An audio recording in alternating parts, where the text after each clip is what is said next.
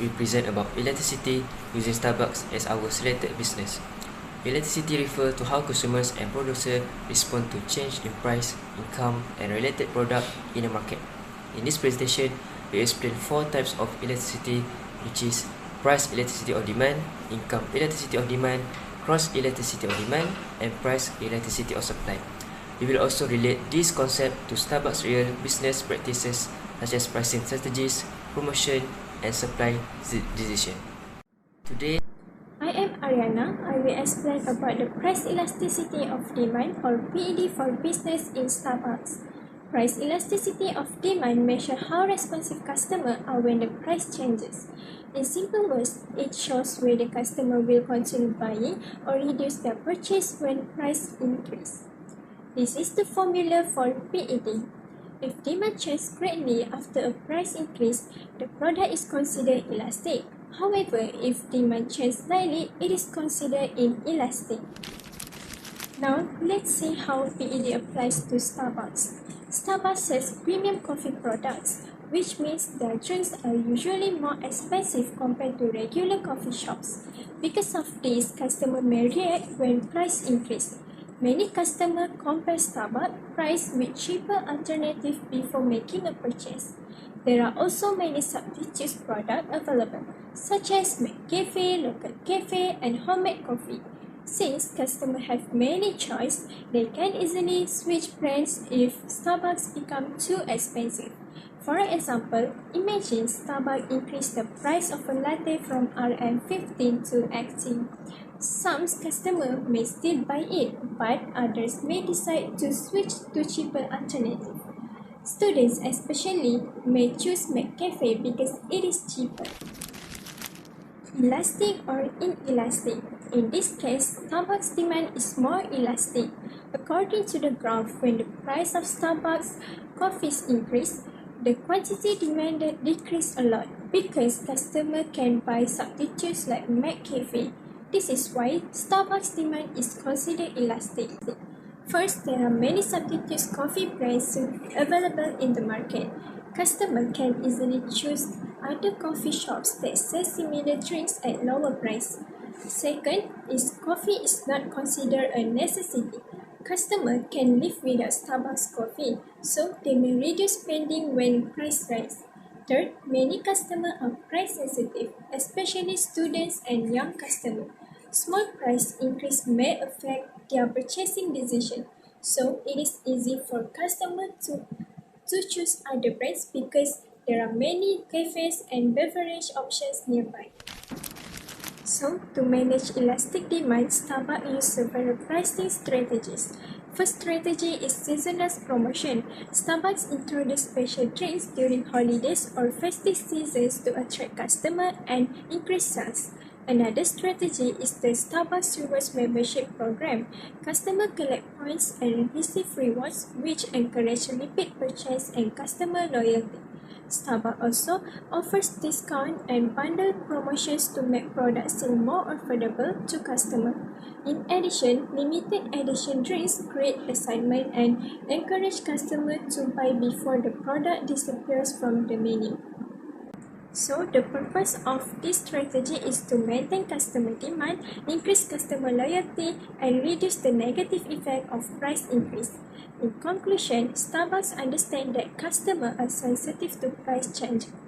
So, the company used creative marketing and promotional strategies to keep customers interested and loyal. The name given is Zahirah binti Abdul Malik, and today I will be presenting about the income elasticity demand. Now, generally, income elasticity demand measures on how much the quantity demand change whenever the consumer income changes. This goes to show that a consumer will see a brand whether it is a luxury, a necessity, or even an inferior good. Now, let's look at the formula given on the slide. It shows that YED equals to percentage change of quantity demanded divided by percentage change of consumer income. The formula shows that whenever the consumer income increases, the demand for a product will also increases, and it goes vice versa. As we all know, Starbucks is a large coffee bean house chain known for its espresso drinks, teas, and casual cafe atmosphere. This typically makes consumers see and treat Starbucks as a luxury goods, making its YED mainly positive and typically greater than 1. Now, there are two situations that regards to this matter. One of the situations is during the economic boom. In this case, the economy is strong and the wages are rising, making consumer income increase and ultimately increases the demand for Starbucks coffees. This goes to show that consumers are willing to switch from brewing standardized normal coffees at their home to purchasing 20 plus ringgit premium Starbucks coffee due to its being aesthetically pleasing and extra tasty due to its premium coffee beans. Now moving on to the second situation where the economy is experiencing downturn. Now, during this situation, the economy is experiencing fluctuation and price inflation, making consumer income decrease and will ultimately decrease the demand for Starbucks coffees. This goes to show that consumer, um, rather than buying Starbucks coffees daily, they will switch to other cheaper alternatives like kopitiam, juice coffees, or even brewing their own coffees at home. This is due to Starbucks coffees not being a strict necessity, but more to a luxury and a desire for a customer. The YED for Starbucks is mainly positive and is greater than 1. This generally ranging from 1.6 to 2.4. This goes to show that the demand elasticity for Starbucks coffee is elastic as they highly relies on premium positioning rather than pure necessities. To prove it more, let's look at the graph shown at the slide where when consumer income decreases, the demand for Starbucks coffee also decreases, shifting the demand curve to the left from D0 to D1. This further prove that the elasticity demand of Starbucks is elastic as the slight change to consumer income affect highly on the percentage of the purchase of Starbucks coffee.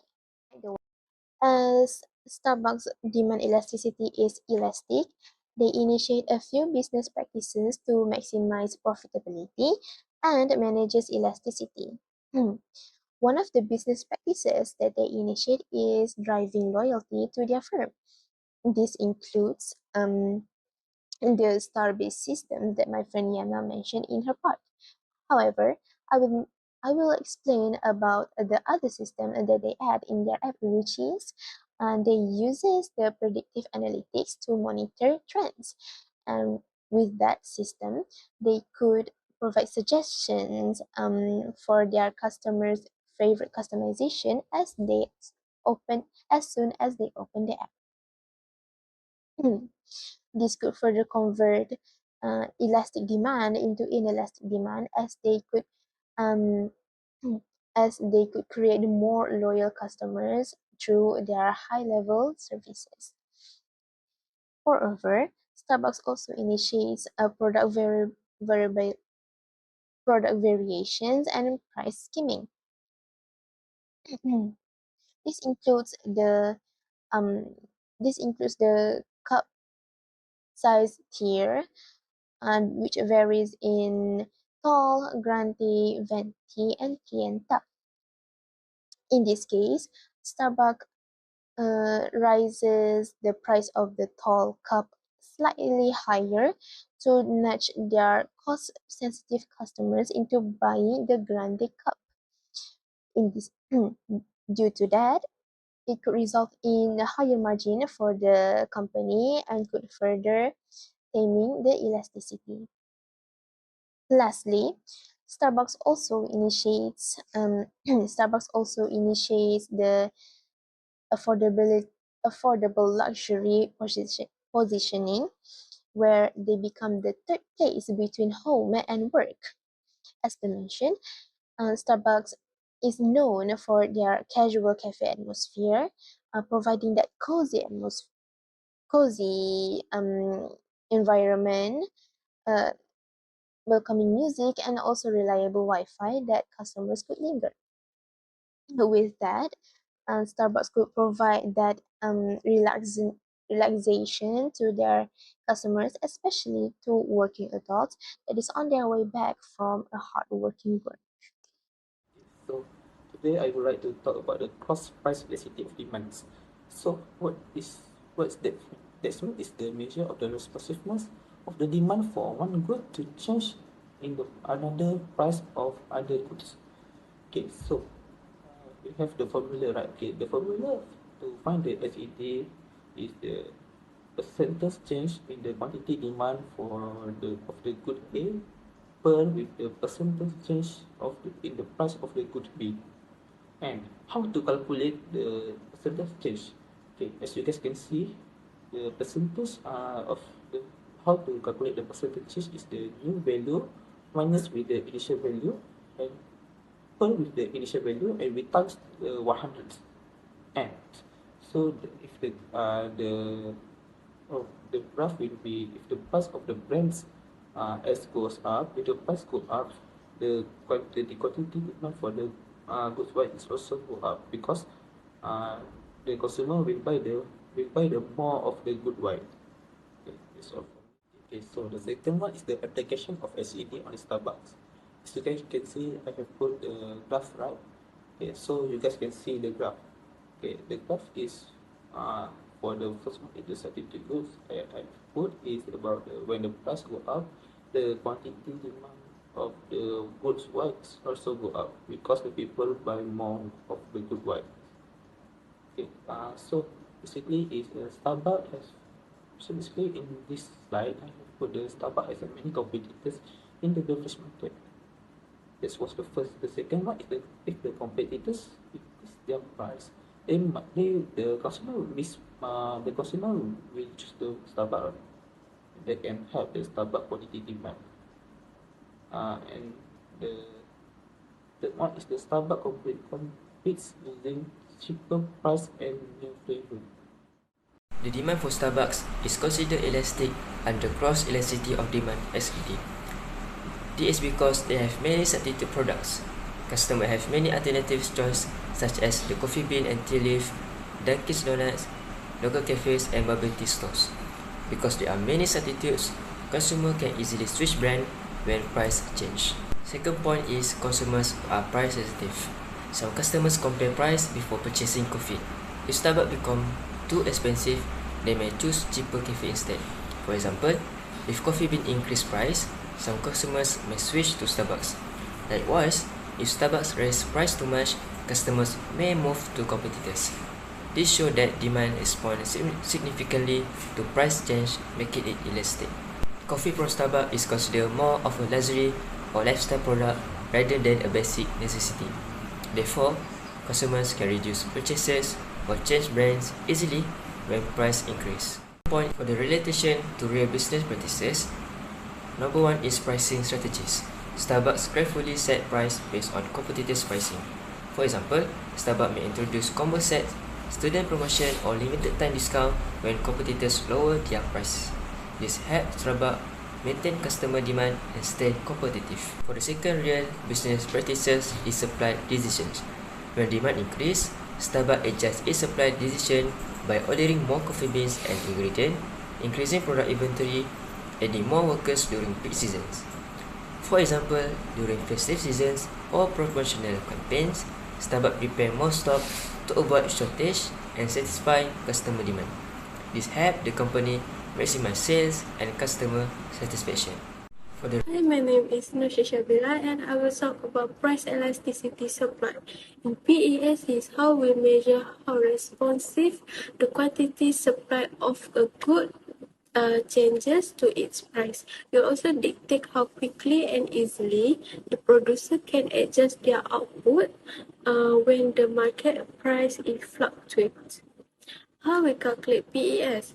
In PES, we can use formula percentage of changes in quantity supply divided by percentage of changes in price. So now I will talk about application PES on Starbucks. Starbucks cannot quickly increase their supply even when their price is rise. They are more focused on managing their inventory and worker efficiency to maintain supply. As a result, company needs more time to expand their store and increase production capacity. For example, during holiday season, the demand for Starbucks drink increased sharply. Starbucks decided to increase their price of the drink from 50 ringgit to 60 ringgit 50 cent. However, Starbucks only can increase their quantity supply from 1,000 cups to 1,030 cups because the store capacity are fixed. Next, I will talk about elastic or inelastic. In Starbucks, it has inelastic supply for a short run. It is because company cannot quickly adjust their quantity supply when their price is increased. When demand for Starbucks increase, they may increase their price, but the quantity per supply only increase slightly. So for my last presentation, I will talk about business practices. Starbucks manage their supply by working with global supply. It is to help company to gain more coffee bean from all over country. Also, they do a long-term contract with coffee bean farmer. It is to guarantee the stock of coffee bean in overtime. And for the last one is Starbucks adding their inventory management system. It is to allow Starbucks store more coffee bean and material. And the purpose of these business practices is to ensure a stable coffee bean supply, reduce supply shortage, and control production costs. Electricity can help the Starbucks to make a better decision at the different area of the business. So for the first one is the PED. PED can help the Starbucks to find the suitable price for their product. The second one is the YED. YED is can help the Starbucks to know how the change of the consumer income can affect the consumer spending on their premium coffee.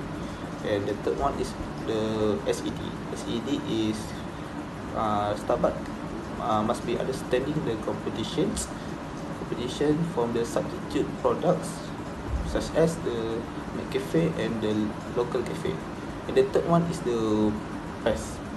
PES is how the Starbucks maintain their supply and production efficiently.